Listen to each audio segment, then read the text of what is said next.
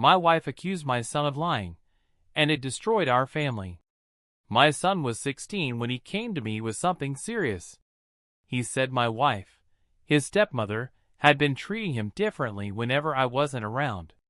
According to him, she'd insult him, call him lazy, and constantly remind him that he wasn't her real child. I asked my wife about it. She laughed and said he was making everything up because he didn't like her. I wanted to believe my son. But I'd been married to my wife for 8 years, and she'd never acted that way around me. So I convinced myself there had to be a misunderstanding. Over the next few months, the arguments got worse. My son kept insisting she was bullying him.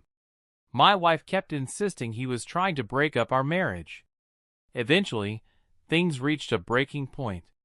One night, after another huge fight, I told my son that maybe it would be better if he stayed with his mother for a while. The look on his face is something I'll never forget. He didn't yell. He didn't argue. He just nodded and started packing. After that, he barely spoke to me. Then, 6 months later, I got a call from my wife's sister. She had found text messages. Hundreds of them. Messages where my wife bragged about getting my son out of the house. Messages where she mocked him and called him a burden. Everything my son had told me was true. I confronted my wife, and she admitted it. She said she never wanted him living with us and thought he'd eventually leave if she made things uncomfortable enough. I filed for divorce the next week, but the damage was already done.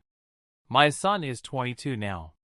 He has a job, his own apartment, and a life that doesn't include me.